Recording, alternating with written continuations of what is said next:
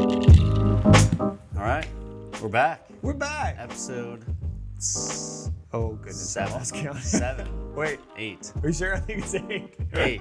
7 or 8. I'm sure it's 8. I don't know. You lose track when you're having fun. Yeah.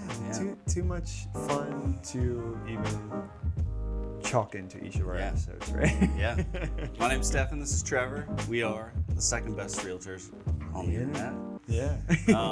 It was just Thanksgiving. It was Thanksgiving. Yeah. How was it? How'd you? Well, give me one thing. I know there's a lot. We spent, each of us kind of was able to spend time with our families, and just give me one thing that you felt like was your favorite moment, favorite memory you're going to take away Thanksgiving 2024. One thing. Well, so Huck is now like completely mobile. We've never had a Thanksgiving like that. Last year he was a little worm, sitting in his like bouncer or something like that. And so him getting to play with his sisters at Thanksgiving and play with my mom and my dad. My dad, oh my goodness, Grandpa could not be more proud to have a grandson. I mean, he lights up. Like, he loves the girls. But Huck, man, I think it just brings him back. It reminds him of me. And he just turns into a completely different animal around Huck. He just gets really silly and wants to mess with him and surprise him and like play games with him, get down on the floor and like wrestle with him and all this. And so Huck was eating it up. Like, he loves Grandpa. Awesome. So that was pretty phenomenal. I was going to comment on all the food because that is pretty epic. But that was even better. It was better for the soul. That's amazing. What about you? What was your best memory of Thanksgiving? Kind of along the same lines. I mean, my wife's family is really got a big family, and kind of two-part. My parents flew in from Minnesota, where they live, and so they got to spend the Thanksgiving time with us. Which were they in town, like in Raleigh? Yep. Cool. Yeah. So they stayed at our place for the weekend, and so it was fun because we do a thing with our family where every other year you kind of go to your in-laws, but the way that it's worked out was this was the year that all of Emily's siblings were coming. Emily, my wife, was coming to town, but we weren't going to fly away from, or we were supposed, what were we supposed to do? I can't remember what we were supposed to do, but it's just so happened that my parents came and spent Thanksgiving with her whole family, which was amazing. It was so awesome.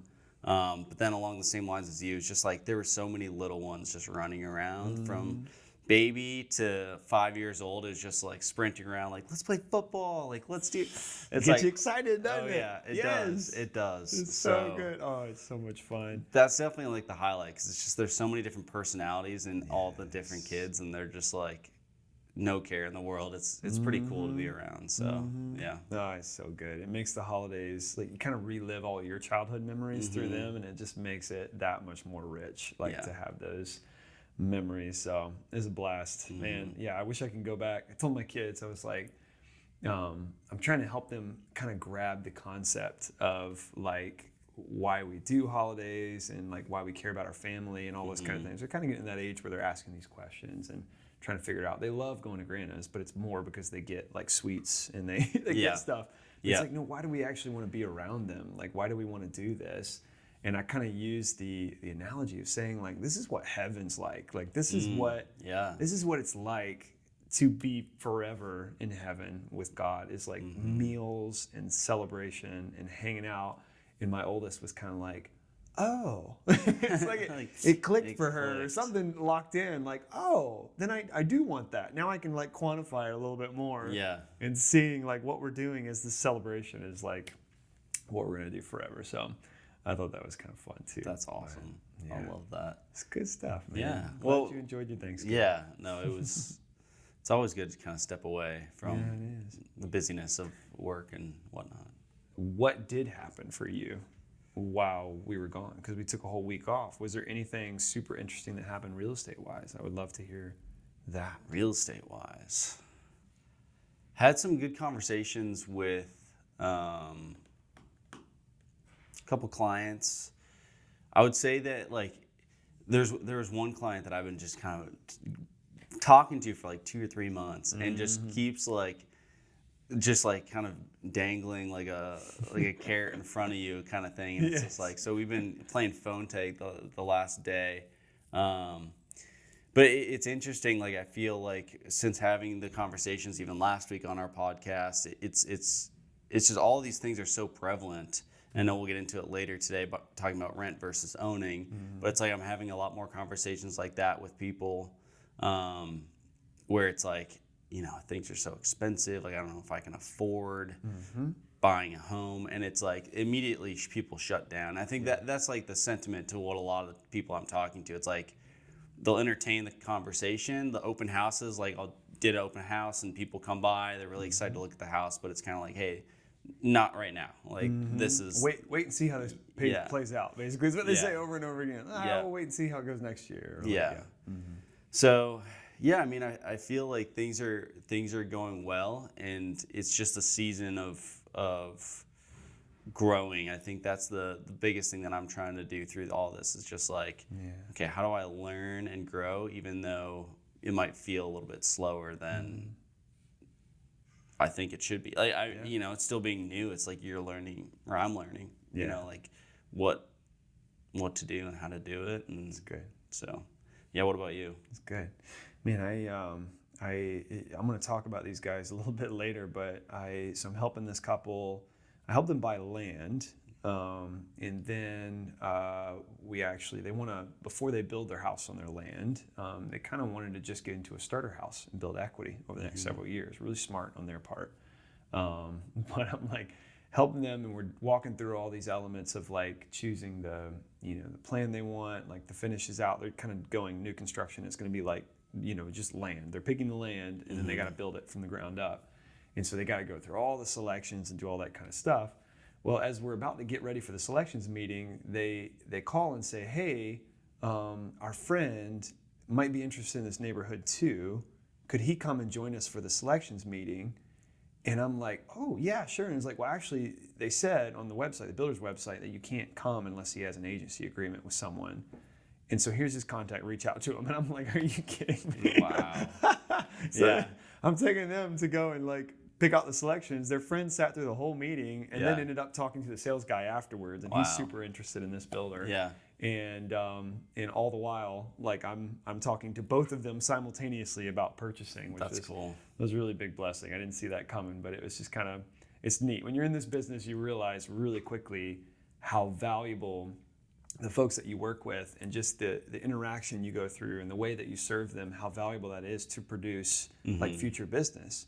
Because that intimate relationship you build with them and that trust, it just automatically translates to someone else going, oh, I want to work with somebody like that. You're talking about your situation. You're literally buying a house right now. Yeah. I want that, Yeah. So it just so naturally handed off. I'm meeting him for lunch today, and we're going to talk through just more about his home search. But we really quickly got into an agency agreement, and now we're rolling towards maybe getting him another house too. That's awesome. It's just funny how that works. But that was a fun real estate story since we've been away. But that's cool. It's awesome, man. Well, we got a fun topic today. Seems to be the one that everybody that's sitting on the sidelines is struggling with. I know. I've said it before. So you have a personal stake in this conversation. Yeah, I sure do. Because truth be told, listeners, you should know this. Not every real estate professional owns a house. If you ask any one of them if they want to, the answer will always be a resounding yes. Yes, 100%. But sometimes it's a little more difficult, and mostly difficult because we as real estate professionals do not get paid in a W-2 salary. We get paid as a self-owning, what's that called? Self-proprietor. Yes. Sole proprietor. Yeah, sole proprietor. Yeah. Thank you. Self-proprietor. Right. That was close. And as you get in that business, or you start to understand, wow, I can't. There's different ways to look at it, but you need to get a loan, you need like 2 years. 2 years of confirmed income. That's not 2 years of working in the business. That's 2 years of having enough income to qualify for a loan.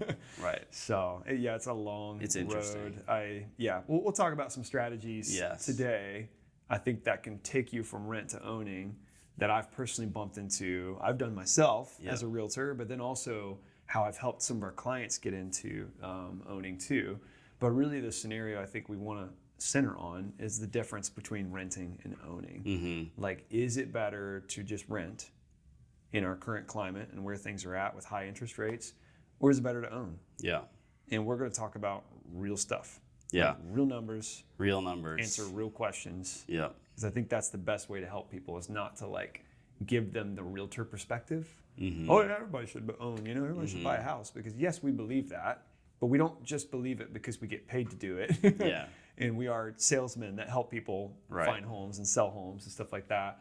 We actually believe it because we are personally staked in it. You know, our lives depend on it, but also like we acknowledge that this is the best way, one of the best ways in the world to build wealth. Yep. And yeah, like you said, I mean, like there's an educational piece to it as well. We were talking about it last night of just, we've got real numbers that clients that you've worked with that are going through it. And it's like, that's how we can educate you guys and the listeners of just like, it's so easy to say, yeah, just buy. And that's there's a truth to it, right? Like we do believe it, and other agents might believe it, but like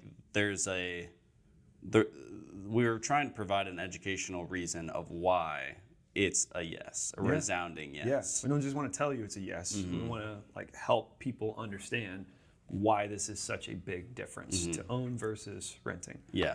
So let's dive into it. I think like right away. Well, let's first, before we dive into the real answers, I remember you talking about just kind of the people that are still living with their parents, talking about saving up for that. Touch on that a little bit, because I think I've noticed a lot of my friends, kind of the people in the Gen Z, are like, plenty of them that, are still single, out of college, they're milking it with their parents. And I think there's a ego side of it where it's like, oh, I don't want to live with my parents. But then there's also like I'm being smart because I'm living with my parents because I'm saving all this money. That's right. Yeah.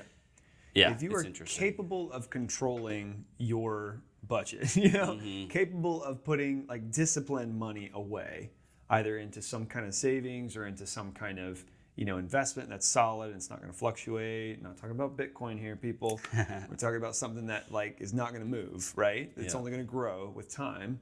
Then totally take advantage of that. If you're in college and you'd like to buy a home at some point when you get out of college, like take advantage of living with your parents if you can.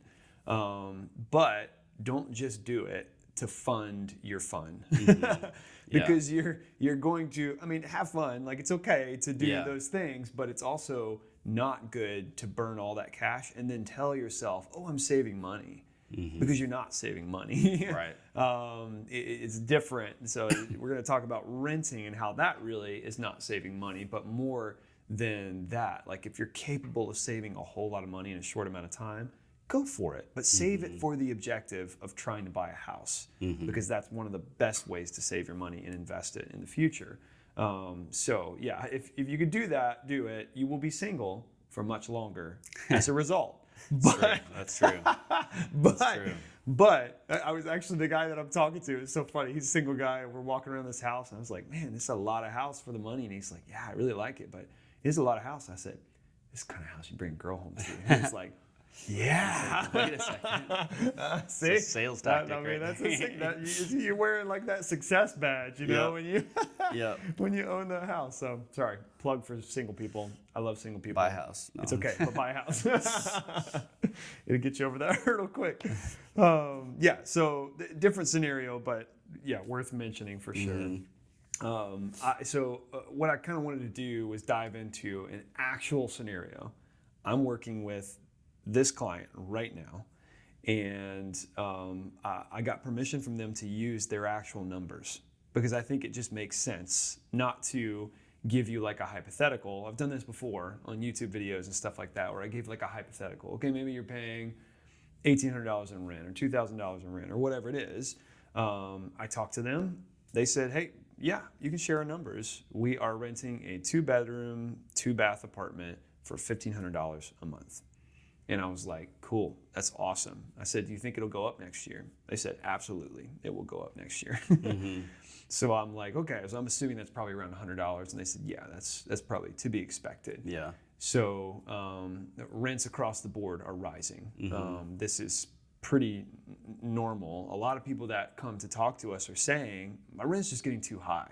Like, I don't like this. I Yeah. feel like I'm throwing away money. Yes, you are. Yeah. You are throwing away money. That's exactly. If you're in that situation. But it's $1,500. And then I'm talking to them about buying a home. And they're talking about it's going to be like just a first-time home buyer kind of home, starter home. They want it to be single family. They don't want it to be like a townhome or something. They're not opposed to townhomes. But they found something they like, and it's right at $400,000. They're only capable of putting 3% down.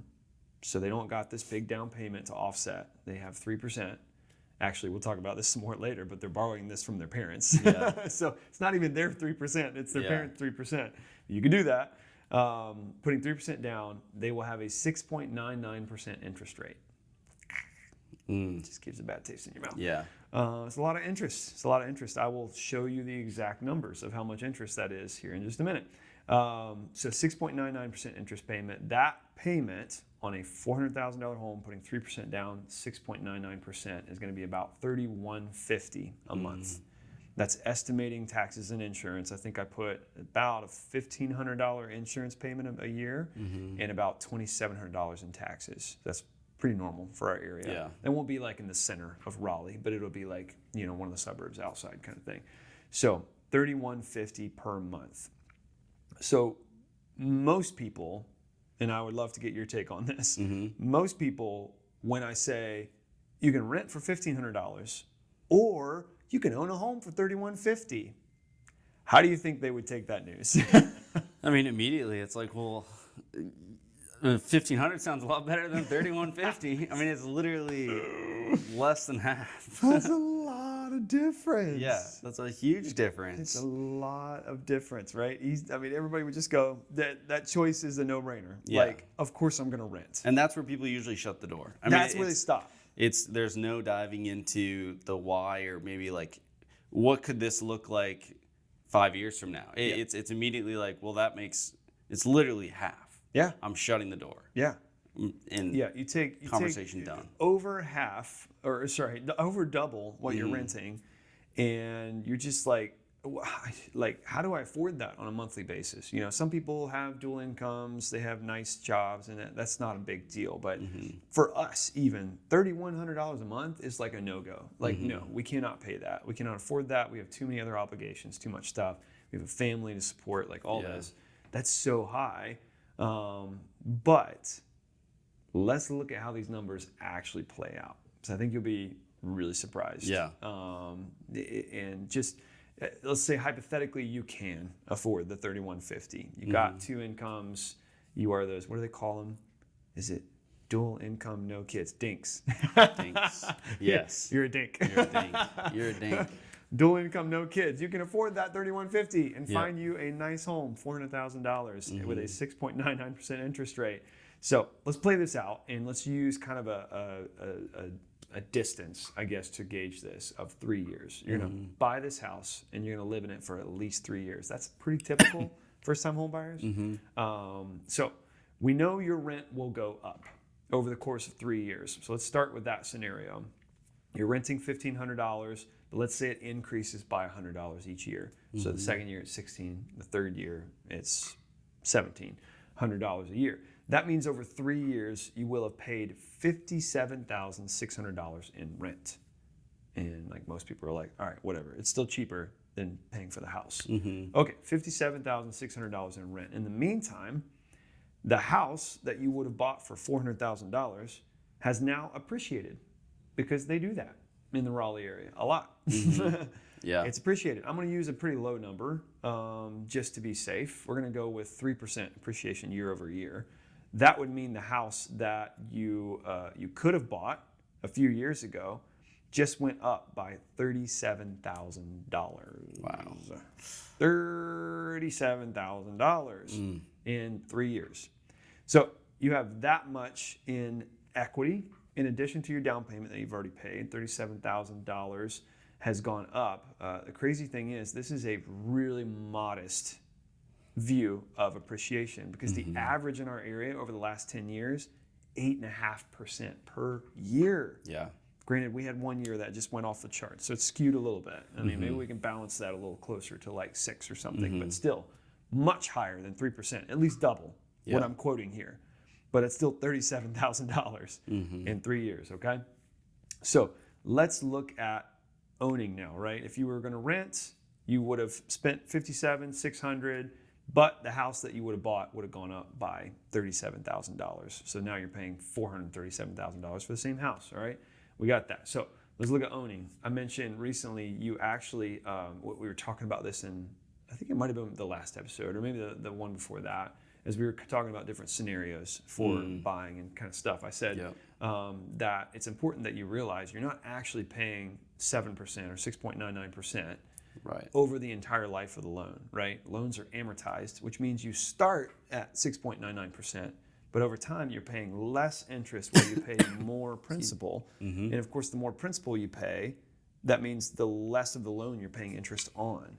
So it goes in reverse, right? You pay more up front and less as it goes. So you're actually paying less interest with time. So that's just worth knowing. So over the course of 3 years, I ran this out with an actual mortgage calculator, looked at an amortization schedule. It's hard word to say. It's amortization, that's a big word. I look at the schedule. You will have paid roughly $80,000 in interest over 3 years. Yeah. How does that make you feel? Ugh. That's a lot of money that someone else sees. Someone else gets to keep that money. Yeah, $80,000 of interest. That is quite a bit higher than $57,600 in rent. Yep. But you will have also have paid $12,800 in principal over that time. And again, your principal's increasing with time. So this is only going to get higher as you go. So you paid in $12,800. That's kind of like, you can think of it like going into a savings account kind of, because it's in the value of your home. It's paying down the principal of your home. So you've got a little bit in that, plus the value has increased at a 3% clip, right? That's gaining $37,000 in those 3 years. So if you look at it as a cost versus benefit kind of situation, let me run the math for you because I think this is super interesting. Yeah. So your actual net loss is only $30,200. Yeah. Because you're taking that $80,000 as your expense and you're reducing from it the principal you've paid, the down payment you've paid, and the amount of appreciation you've achieved. So that's actually much less than what you would have paid if you had rented all those years. And actually, I wasn't even including the down payment in that cost. I was including just the loss of the appreciation, I think, or I don't remember how I ran the math. But basically, it comes down to, once you run it on a calculator, as I do it, $80,000 minus $12,800 in principal, minus $37,000 in appreciation, minus the down payment that you paid, which would be 3% of that loan of $400,000, would be $18,200. That's your net loss over 3 years versus $57,600 in rent. That's a huge difference. Now we're looking at it going, $3,150 don't sound so bad anymore. Right.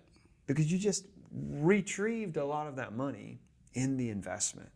You retrieved a ton of that money. And now you're actually sitting at about a $40,000 plus. No, I did that wrong. $30,000. No, I did that right. Yeah. 1857. Anyways. But, and that also, like, that's, again, like, you can only go so much on assumptions, but we're not even talking about, I mean, interest rates are very high. Yeah. And there's a refinance possibility within a year. Things can even already get to a certain position where it's like refinancing makes sense. So it's like there's other components in owning a home that you didn't even touch on with interest rates that cuts that number even lower. Yeah. Which it's like, it could dramatically change. This is kind of worst case scenario. I just want people to see that you think you're getting a deal by renting $1,500 a month. But owning a more expensive home with a very high interest rate right now is actually the better deal. And I want to touch on, there's a question we had talked about a little bit before, but there's another one that just popped into my head of just like a quote that I hear a lot, a phrase per se, is is there's a recession coming. There's a recession coming. What if the house prices plummet? Like supply is starting to go up and people can't afford it. So like that's a bubble forming. I'm freaking out. I'm curious to know what you're going to say on this, but like my first thought is like even going back to one of the worst recessions, ever in that 2007, 2008, 2009, it's like understanding that like the end of the day, like owning a home is a long-term goal. I mean, I don't have the numbers pulled up here, but I was looking at them last night and it was, we're night and day over like double what we were in 2009 of home prices. Yeah. And that was 15 years ago-ish. And it's like, that's not that long ago. And it's like, that was the worst thing that could have, possibly happened. Yeah.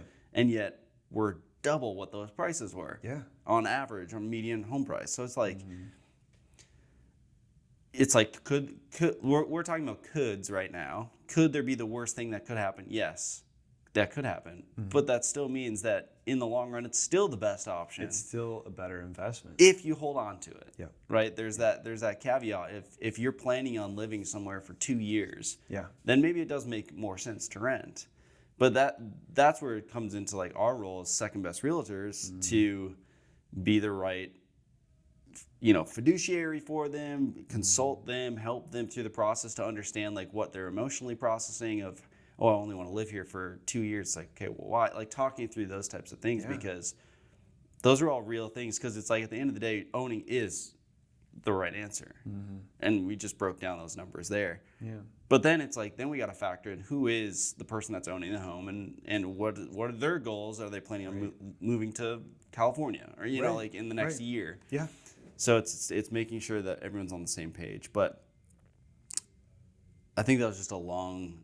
I think that there was. I thought I'm trying to remember if there's a rabbit trail there. I think you were trying to get at the point that people like have to gauge for themselves their risk tolerance, like their ability to, because any massive purchase like this is an investment. You have to think of it that way. You have to realize you're playing against factors that you have no control over, right? The market could shift. Interest rates could go up even higher, which is not very likely, but it's like things could go the wrong way in any investment. And so you have to gauge those risks. And that's what it sidelines a lot of people because they're like, a recession's coming. They hear the buzz, right? Yeah. And they're like, yeah, it's going to get bad. The government's talking about shutdown now and like all this stuff. And it's like, oh, what's Trump going to do with the government shutdown? And it's like, okay, there's a lot of factors that can affect this investment you're making. But what we're talking about is by getting into something that is affordable to you, not unaffordable. Again, we would never advise if $3,150 is not affordable to you, don't do it. It's not worth being house poor because we don't know how things are going to swing. But if you can get into something that's affordable with the anticipation that things are probably going to swing your way over the next 3 to 5 years and get even more affordable, then there's not really a lot of downside here. There's not really a lot of danger. And what everybody talks about, I think my parents even said it over Thanksgiving. Oh, you never know when another 2008 might happen. It's like that the scenario that resulted in that crisis had everything to do with the government not controlling lending properly. There was a lack of oversight, and it was allowing people to borrow on income they didn't even have. And so, there was a massive real estate crisis because people were so highly leveraged that it didn't make sense. Now we are so highly restricted because of what happened that same condition occurring again, it's almost impossible. Like it just couldn't happen. The Fed is not letting off their reins on this. They're like, no. Like we have to be very restrictive because we don't want that to happen again. So we're not even in the same climate. Like there's no way. Granted, our economy could suffer, like different things like that can happen that could affect real estate prices, and they might. But the difference is the trajectory is always like upwards and forwards. over history. You know, we're talking about U.S. history, not just over the last 20 years, but over like the decades, right? It's upwards and forwards, and part of that's inflation, like we know that. But there's one way to be like a victim of inflation, and there's another way to actually use it to your advantage. In investment, right? That's what the smartest Wall Street brokers do, right? They are treating inflation as a vehicle to get their investments up. So that's kind of what we're talking about with real estate. It's like the trajectory is up, and if you hold it for long enough, you're going to make a lot of money. Period. Yeah, period. Well, I wanted to throw the short numbers out for folks that look at this and go, 3150, can't do it. Cannot, impossible, cannot afford that every month. I know it's high interest rates. I know they will change with time, so it may get more affordable, but waiting is not a good option. And because again, if you're renting and you're holding, what are house prices going to keep doing? You know, especially when interest rates come down. You're going to go through the roof. House prices are going to jump, and you're going to be the one paying those house prices if you wait too long. So I'm not talking about waiting. I'm just talking about let's find something that's more affordable and run these numbers. So can't afford $31.50 a month, then let's say you buy a $300,000 home. These do exist all over the place in Raleigh. I see them all the time. Townhomes, great options. There are smaller homes, resale, Garner right now, like different vicinities around Raleigh where you can get a great home but for a really good price. It still exists here. This is why everybody's moving to here, because it's way more affordable than everywhere else still. So that payment for a $300,000 home would actually be closer to $24.50 a month. That's a big difference. A lot of people I know can say, I can foot that. Even if it's just for a couple of years, I can foot $24.50. I can push some things aside, make that work. Let's look at the numbers and how this shakes out versus renting.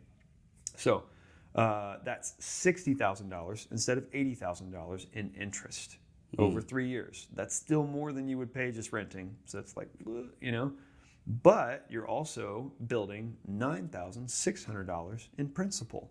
You're paying into that savings account every single month. When you make a payment, you put a $9,000 down payment in, much lower in a $300,000 home, which is nice. And it's going to go up by 3% year over year. That's a modest, expectation. But let's just say it for case of argument, 3% year over year. That's $27,800 in appreciation over just 3 years. So that all equals, when you net it out, $13,600 spent over 3 years versus, let me get back to the number, $57,600 spent renting. I mean, the big takeaway with renting here, guys, is renting is throwing away money, all of it. And I know people think interest is throwing away money, but the reality is you're still holding an asset. So yeah, you pay interest for it, but you have something gaining in value simultaneously, right? That is so much lower. $13,600 spent over 3 years. Granted, I know you're spending more out of pocket, but it all nets out to be way better. That is affordable for most folks. So these are actual numbers, guys. I'm not playing, I'm playing with a real scenario, real life people that are dealing with these payments, talking about these numbers. And feel free to check our math. There's great mortgage calculators out there. Pull it out, run the numbers, make sure I'm dead on. If I'm wrong, let me know in the comments or something like that. I double checked it, but I'm not perfect with the maths. The maths. But if this is true, if these numbers are true, the question isn't which option is cheaper every month for you. The question is, how much can you afford to lose? That's a deep question. I mean, that's a massive difference in numbers, a massive difference in money you're spending and wasting over the course of time. And obviously, if you're looking at who's the biggest loser here, it's renting. Renting is the biggest loser. And even though it's significantly cheaper, it's still the biggest loser. We were mentioning this earlier, let's play with the factor that, okay, you're taking the 6.99% interest rate, that's stupid high, but what happens if rates come down? I'm not calculating for any of that in these numbers. That was Right. purely, you're just holding on to a 6.99 for 3 years. Very unlikely you'll have to stick there. But what happens if the rates come down? If you already own, you refinance. Yeah. You pay a whole lot less in interest every month once your rate comes down. And you benefit from the massive amount of appreciation that will make a 3% increase look like child's play. Right. Child's play. Yes. Crazy increase. We're talking 8 to 12% of appreciation is what we're used to when rates go down and the market goes cuckoo bananas. And it will. Yeah. It's coming. I could feel the tension in the air, Yeah. maybe even next year, I know. where it's like, man, if you don't get in soon, you're going to be the one paying for someone else's appreciation. You're going to be paying them Yeah. for the increase of value on their house to buy a house. And this is across the board, new construction, resale, townhomes, single family homes, everything will rise when those rates come down. So you could be the one, if you're in the ownership ship. Yes, ownership ship. Ownership ship. Yep. If you're in that ship, if you're in that boat, you would be the one rising with the high tide, versus paying for it later, which is just, I mean, it's incredible. Like, there's so much upside here that you could take advantage of just by getting in. Or you can wait to buy. You could be the one paying the ridiculously high price for that home and actually be paying more money each month after you bought, like, then. Is amazing. Like, that person would refinance and they'd be paying less than you if you waited and bought. Right. Which we ran those numbers in one of our scenarios last week. So it's like, It's like you just have to have the long-term mindset. yes. And I was thinking about this the other day, and it's like, is it social media? What is it? Like, is this a new way of thinking where, like, the fear of, like, oh, I don't have enough money? Is it like, I've been trying to figure that out because, like, or has this always been a way that humankind has always thought? I think this is totally off the cuff, but I heard this from a great pastor recently, was kind of talking about, not getting super spiritual here, he's actually talking about sociological principles, like why our culture acts the way it does. Yeah. And one of the things that he said, which is it's a kind of a recent phenomenon in sociology, is that the majority of our culture is focused on what they call the imminent frame. It means basically the moment. You are locked into focusing on just the moment, what's right in front of you, and you can't see this, like, far out perspective. You just can't, because social media is designed to tap you into the moment. It's designed to tap you into exactly what you're getting right now. It sells you on everything that's, like, right in front of you. It won't let you pull your eyes off and see, like, far out in the future. Yeah. It keeps you focused on right now. Yeah. And this is the major marketing ploy of our generation right now, is like to just inundate you with now. What do you need right now? What do you need to make yourself better right now? How do you sleep better right now? How do you dress better right now? It's all these things that are, like, focusing our attention down. And it's specifically strong in, like, the younger generations, Gen Z, the ones that are just getting into, like, thinking about homeownership. It's like they're the ones that are really stuck in this mentality, and they can't elevate themselves just a little bit to see, like, maybe if I just sacrificed a little bit of the now, I can get so much more in the future. Later. Yeah. And I found that really powerful when I was hearing him talk about that, because it seemed to, like solidify, I guess, maybe give me a term to understand why people get stuck. Yeah. And they can't see past it, because renting is very now. You pay it the first day of the month, and you are guaranteed to stay there for the rest of that month, or you get a lease and it sets up for 12 months. It's like, well, I just know if I pay this money the first day of every month, I'm okay. I keep going. Yep. That's now, Right. Versus owning, you have to see it as, like, 3 to 5 years in the future. You've got to see it down the road. But seeing these numbers, it really helps you see, hey, maybe now is not the best option. Now is a good option for purchasing, but being focused on the now and renting and being stuck in your current situation are maybe not the best situation for your future. Yeah. So 100%. yeah, we had something else that we were going to talk about. I forgot. We were buzzing about it before we got into talking about. Were we talking about the affordability of I'm blanking on it. what, I'm blanking too. Oh, yes, I remember now. We were talking about options for people that are like, that's right. Like I can't even put a down payment. Yeah. In the bullfight. No, bull ring. I got no Bull idea. ring. That sounds Try good. to say these like things and they just don't come off. Yeah, I'm the same way. I always say the wrong one. Yes, you get it mixed up in your head and then you say like two things together. Anyways, all right, we're talking about it. So if you don't have the cash to even play, right? Okay, I want to get out of renting. I hear your numbers. I like it. I want to get into ownership, but I don't even got that money. Like, what are you talking about? Every time you say down payment 3%, I'm like, can't do that. People need to know. First-time homebuyers specifically need to know you do not need a lot of cash to purchase. That is a complete myth. You know, I think most people just assume like most people that have no idea about ownership say, "Oh, what do I need? Like 15 and 20% down?" It's like, no, you don't need that much money. Like you can get into ownership for a whole lot less. You can get into a conventional loan for as little as 3%, FHA loan for as little as 3.5%. You can get into some great loan programs that are specific to like credit unions in our area that do not require a down payment at all. Yeah. They actually will wrap in your closing costs to the down payment. So you're not just getting like a no down payment, like a zero down loan. You're getting like 102% loan, which basically means you're paying for your closing costs within the loan.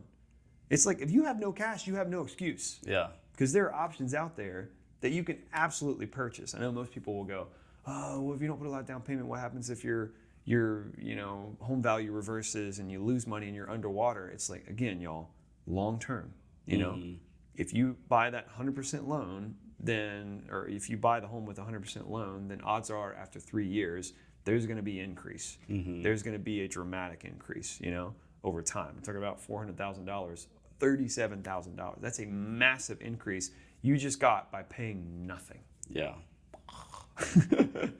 Like, what in the world?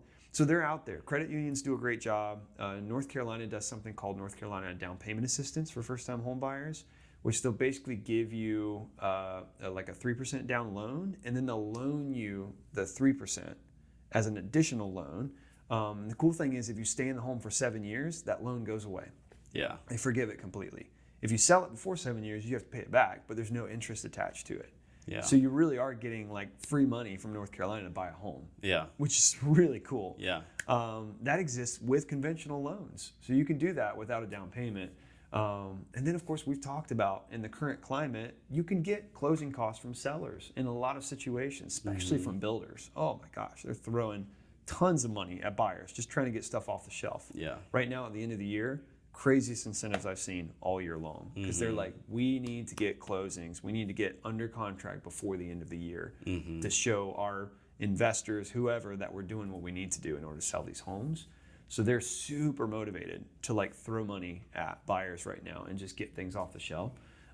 So tons of ways to get into home ownership, even if you don't have that $9,000 to $12,000 in your pocket. Yeah. So don't count it out for those reasons. Count it out. Yeah, I think that's really good. Yeah. I think there's a lot of people that are in that situation that it's just like, I hear you. I want to own, but I can't. Yeah. And it's just trying to, I think that's why it is so important to find somebody that you trust as a realtor to help you. Because it's like, those are the things that it takes too long to try to figure it out on your own. Just ask somebody for help. Or they start Googling and then they feel like, man, there's too many options. There's, get on, what is it, Google AI now, or like Chat GPT, like, tell me how to do this. And Chat GPT gives you like this 5-page answer. It's like, oh, I can't, like, again, it's scary to try to figure this out with someone who doesn't have experience, who hasn't actually been through those things. And two more things I'll mention actually, because it reminded me, like, you can borrow money from your parents or a close relative. That is a way to get into the home purchase game and even be stronger if you're competing for a purchase, to have due diligence and cash and stuff to utilize. You can borrow money from family members borrow money, I'll say. Yeah. The bank needs to know you're borrowing it. Borrow is the wrong term. I'm using the wrong term. You are gifted money by family. Let me say it correctly. Yes. Gifted money, which means the bank needs to know it's a gift. They don't need to see it as a loan, because that affects your lendability, right? You can be gifted money by your family, and that's one of the fastest ways to get into the game. I've had, actually, the folks that I'm working with are doing that. They're taking their 3% down from their parents, and they're going to use that. You can also co-borrow with parents. A lot of folks are like, I just can't, like, even with our income, like maybe I've got enough cash to put down, but it just doesn't make sense. Or like we were talking about earlier, you're just got into a self-employed business that has no verified income for 2 years. You need that in order to qualify for a loan. And eventually you'll have that, but it's like right now that's not working. I did this several years ago with my parents. I had like 1.5 years of tax returns. The very next tax return would have come in the next year, and I would have finally been able to say I have 2 full years of tax returns. But we needed to get out of our rental situation for good reason. I didn't want to keep renting, but also there was some health concerns and stuff with the rental we were in, and I was like, I need an option. So I reached out to my parents, and they said, yeah, we'll co-borrow with you. They're not planning to move anytime soon. Like, we've got tons of equity. We can work on that. They didn't pay a dime. I paid everything, but I get to use their credit and their affordability in order to grow a loan. Yeah. I think I made $125,000 on that home. Yeah. In 1 year. That's good. It was good timing. That's really good. But I bought a home in 1 year, sold it again, made $125,000 because my parents were willing to say, absolutely, we'll help you co-borrow. They didn't pay anything. I paid all the payments. I paid for the interest and the principal and all that, but they helped me get in the door, and I made that much money that quick. Yeah. So it's like, you got options, y'all. Yeah, there's plenty of options. You got options. Just gotta ask and figure it out. You gotta ask and figure it out, and talk to us. You know, reach out to a trusted real estate agent. The great thing about what we're doing with this podcast, we're trying to echo that the kind of real estate agent you want to find is the one that wants to treat themselves as the second best. Yep. You know, they do not want to be like a just burn through people kind of situation. You know, if they start spouting statistics at you when you sit down and talk with them about how many closings they've had and how much money they made, just run. Yeah. Just run. Yeah. You don't need to be in that room with them. They're more concerned about the money they'll make off of you than actually serving you correctly. And what we're trying to tout and support is that realtors should put themselves behind your interests. They should care more about your needs and not try to sell you on something that's not good for you. So we're not sitting here saying like, hey, you should all buy a house. No, we want to know your situation. We want to help you navigate that, help you find options, because we really do think owning a home is good for everybody. Everybody. We just want you to make the wisest decision with that purchase. Yep. And not be home poor or whatever. So find that kind of agent. We would love to be that kind of agent for you. So reach out. But reach out. Cool. I think that's a wrap on that. That's a wrap. Yeah. That's a wrap. It's a good topic, good discussion. Let's jump into some A.I.D.s. He started to say it. Stop. A.I.D.s. We won't appreciating. Investing, depreciating. Not the health problem. Not that. Yeah. Anyway. Yeah. What are you appreciating? Appreciating this week is definitely is family. So thankful that I got to spend time with my grandma over Thanksgiving. So thankful for my parents. So thankful for my in-laws, just realizing how blessed I am to have such a great extended family and then a nuclear family.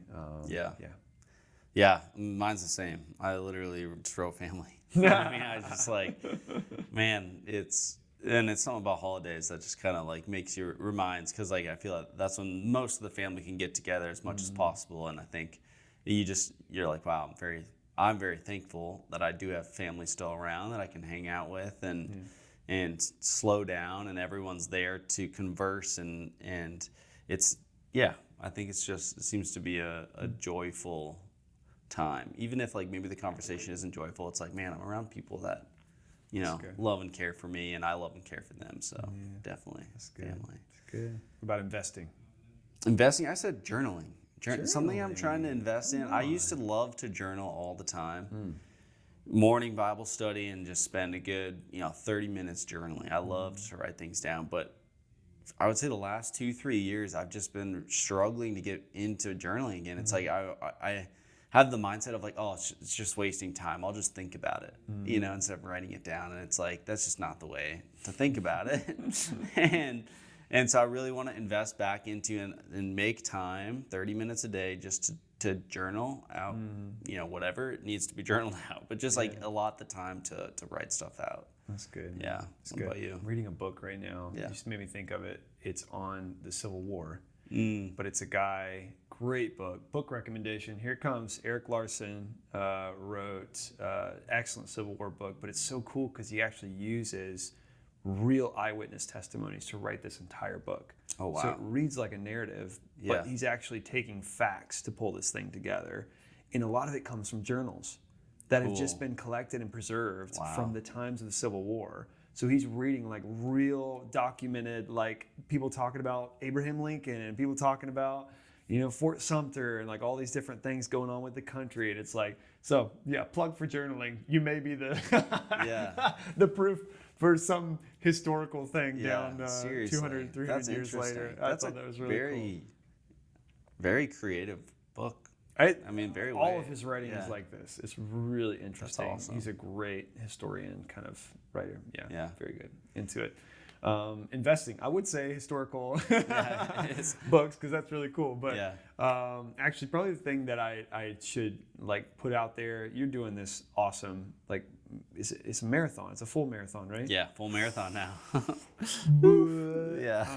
Nope, not there. But you're encouraging me to like get back on the horse and be more consistent with exercise. Nice. I like when you have 3 kids, like exercise is kind of at the bottom of the rung of things. I mean, you kind of now that I'm here, I realize why people just kind of become a little bit more obese in this state of life. I get it. It's just there's so much going on in your life you don't have time, and this is not the highest priority. But I feel like for my kids, for my family, I want to be full of energy. I want to have like just more than I need to like play with them and love them and all that. And so my investment is definitely like getting back on the consistent workout train. Every week, multiple times, like just doing shout out for HITS online. Let's go. I think that's how you pronounce it? Yeah. HIIT, high intensity, something like that. Interval training. Anyways, they're very short. Yeah. You can bust them out in 20 minutes and you'll feel totally worn out by that 20 minutes. Trust me, if you do the right ones. But man, you could do it. Yeah. Even in your high 30s. I am in high 30s now. Yeah. You can do it. You can keep it up for your kids' sake, for Yeah. your wife's sake. Please do it. Yeah. For family. Yeah, I was listening to a podcast. Do you know who Nick Bear is? Have you heard of him? I don't think so. I'm a big follower of him. I love him. He's a dad. He has 2 kids and owns this fitness business and supplement company. And he had a podcast the other day. He was talking about the importance of fitness and family, and just like you said, I mean, it's about like being able to play with your kids as long as you possibly can. Like obviously, there's gonna be a point where that's just not gonna happen. But like, there's a way you can delay it, and it's by making sure you're staying fit, because you don't want to be the person that someone says like, "Hey, Dad, like I want to play," or your kid says, "Hey, Dad, I want to go do this," and you're just like, "I just can't do it." Yeah. So I love that. Let's be that. Yeah. What about depreciating this week for you? People pleasing. People pleasing. Ooh, that's a good one. I actually journaled yesterday. So I was in my journaling. I was like, man, I do a lot of people pleasing, and it's not necessarily always who I am. Like I think like I do feel called to make sure people feel loved, and I think like sometimes I blur that line of like, am I loving this person or am I just trying to please them? And those are just 2 different things, and I think I've blurred that line sometimes, where I want to work on making sure that maybe changing the depreciating to an appreciating sort of focus on loving a person rather than trying to people please and make them feel amazing. Like loving doesn't always have to be. No, people loving can be hard. Yeah. You got to say the things you don't want to say to really Right. love someone. It doesn't always make them happy, but it is the most loving thing to do. Yeah. And that is, it's Yeah. hard. So that's what I'm depreciating. What about you? What That's are you a good one. depreciating? That's really good one. Mine is not near as serious or as good as that, but it is chocolate. Oh man, I am depreciating chocolate. depreciating chocolate. And purely because around this time of year, I consume a lot of chocolate. Yep. It's very good. Yeah, it's a sweet time of year. Delicious. Yeah. I love it. And I'm not saying I'm going to totally cut it out, but I am saying I have to control myself a little more because when I eat too much chocolate, I break out like a teenager. I can't, pimples, Yes. airwear. Yes. Airwear. It just does it to me like nothing Yeah. else for some reason. So Yeah. I have to depreciate chocolate so Yeah. that I don't look like a teenager. Yeah, every once in a while, throw a little chocolate in there. Are you dark chocolate, milk chocolate? Dark. Yeah. Absolutely. I don't play with the milk stuff anymore, man. I need the hard stuff. Same. Yeah. Straight to I love that. that. I love that. Yeah. Skip the gateway chocolate. Go right to the hard Skip stuff. the gateway time, go to the heavy. Oh, man. Good. Well, cool. That's a wrap. That's a wrap. Trevor, Good hanging out with you. As Good hanging always, with you. Stefan, thanks for hanging out with us today, guys. And we look forward to doing another one of these next week with you. we'll catch you later. Happy Christmas. Merry Christmas. Merry Christmas. Can I say Happy Christmas? Am I allowed to do that? It's a happy Christmas. We'll probably do maybe one more before Christmas. British? We will. We'll do plenty more, but it is Christmas Anyway. season, and I like Christmas. So Yep. Merry Christmas. Bye.